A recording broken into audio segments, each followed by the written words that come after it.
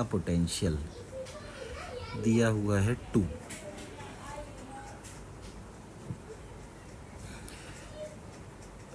P और B और इन सब का पोटेंशियल दिया है 5।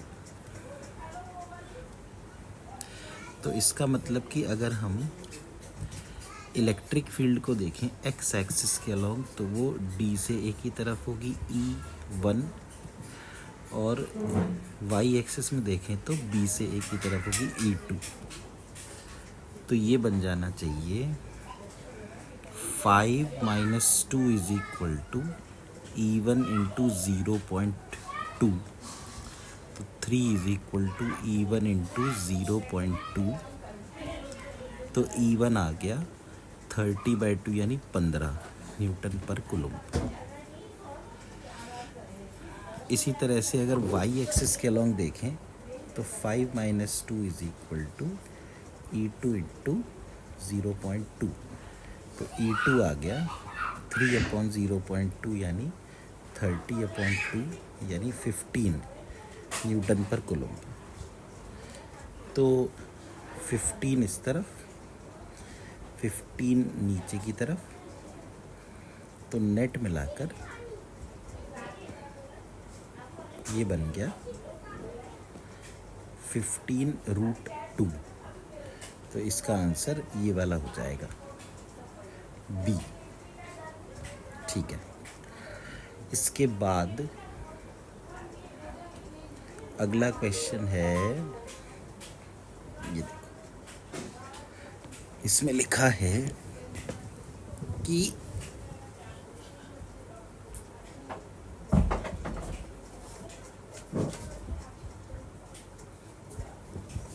Uniform electric field of magnitude 100 is directed along the line y = x + 3। तो find the potential difference between 3,1 and 1,3। y = x + 3 की अगर हम लाइन बनाएं तो वो लाइन कुछ ऐसी बननी चाहिए। अगर हम y = mx + c से इसको कंपेयर कर दें तो m की वैल्यू 1 हो गई, मतलब कि थीटा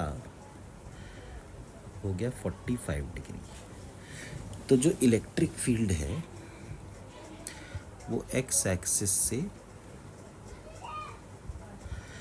45 डिग्री का एंगल बना रही है, और इसकी वैल्यू कितनी है 100 वोल्ट पर मीटर। अब एक पॉइंट है 3,1 और एक है 1,3। तो ए पॉइंट जो है वो है 3,1, बी पॉइंट है 1,3। तो अगर हम E का x कंपोनेंट लें तो वो हो जाएगा E cos 45, और अगर हम y कंपोनेंट लें तो वो हो जाएगा E sin 45। तो VB - VA ये होगा माइनस इंटीग्रेशन क्यों करना है, ये तो कांस्टेंट है, E cos 45 इंटू, अब देखो B - A है ना, तो 1 - 3 यानी -2, और माइनस E sin 45 और 3 - 1 यानी 2। तो VB - VA ये आ जाएगा 2E cos 45 minus 2E sin 45, यानी कि VB - VA की वैल्यू आ जाएगी 0। इसके बाद जो अगला क्वेश्चन है वो ये है कि a uniform electric field having the strength E is existing in XY plane, find the potential difference between origin and the point D, D, 0। तो इलेक्ट्रिक फील्ड जो है वो XY प्लेन में है और कितना एंगल बना रही है, theta.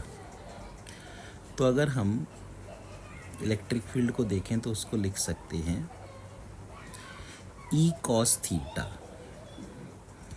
I cap plus e sine theta j cap. अब v a minus v o ये हो जाएगा माइनस ई डॉट डी, तो e cos theta i cap plus e sine theta j cap dot d i cap plus d j cap. तो v a minus v o आ गया minus e cos theta into d minus e sine theta into d, यानी we a minus v ओ हो गया minus E D और cos theta plus sine theta. तो इसका जो आंसर आ जाएगा वो आ जाएगा ए। इसके बाद ये क्वेश्चन है, figure shows 3 spherical and equipotential surface 1, 2 and 3 around a point charge. Potential difference V1 minus V2 is V2 minus V3. अब T1 और T2 डिस्टेंस है। अब देखो इसमें अगर पहले स्फीयर का रेडियस हुआ R तो दूसरे का होगा R प्लस T1 और तीसरे का होगा R plus T1 plus T2। तो इनने कहा है कि V1 minus V2 is equal to V2 minus V3। तो V1 होगा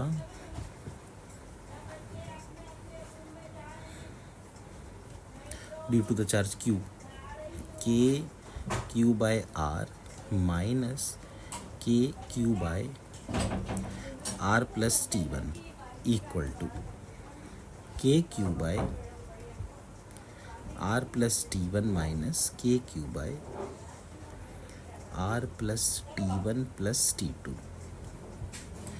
तो के क्यू कॉमन आ गया, ये आ गया R plus T1 minus R upon R into R plus T1 is equal to फिर के क्यू एलसीएम में आ गया R प्लस T1 और R plus T1 plus T2 और ये आ गया R plus T1 plus T2 minus R और minus T1। तो अब इसमें के क्यू और के क्यू तो कैंसिल हो गया, ये कैंसिल हो गया तो ऊपर आ गया T1 अपॉन R इंटू अच्छा R प्लस T1 भी कैंसिल हो गया, तो T1 upon R is equal to T2 upon R plus T1 plus T2। तो यहाँ पे हम देख सकते हैं कि ये डिनोमिनेटर D1 और ये वाला डिनोमिनेटर D2, तो D2 is greater than D1। तो इसका मतलब ये न्यूमरेटर अगर N1 है और ये न्यूमरेटर N2 है तो N2 शुड ऑल्सो भी ग्रेटर देन N1, मतलब T2 should be greater than T1। तो इसका जो आंसर हो जाएगा वो हो जाएगा सी। इसके बाद अगर देखें ये वाला क्वेश्चन, तो जैसा कि हम लोगों ने एक बार पहले पढ़ा था कि जो E होता है वो होता है minus of slope of V X graph. तो एट R इक्वल टू 5 यानी ये पॉइंट हुआ ये वाला। अब अगर स्लोप देखी जाए तो ये पॉइंट जो है ये तो है 6,0 और ये जो पॉइंट है ये है 4,5। तो स्लोप बनी 0 माइनस 5 अपॉन 6 माइनस 4 यानी -5/2। तो इलेक्ट्रिक फील्ड हो गई माइनस ऑफ -5/2 यानी कि 2.